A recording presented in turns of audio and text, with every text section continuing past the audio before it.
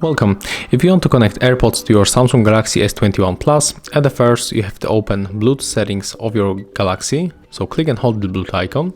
Next we have to open charging case of our AirPods, click and hold this back button. So click and hold. When this indicator blinks on the white color, it means that they are in the pairing mode. Right now we can release that key and click here to turn on Bluetooth. When they pop on the list, we have to simply tap on them to connect. So right now be patient and just wait.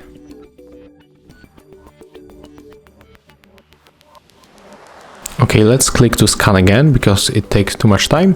And as you can see right now our AirPods are appear on the list, so we can simply connect by tapping on them. Click OK. And as you can see right now we are connected. So that's how it looks. Thank you guys for watching. Leave thumbs ups, comments and subscribe to our channel. So yeah,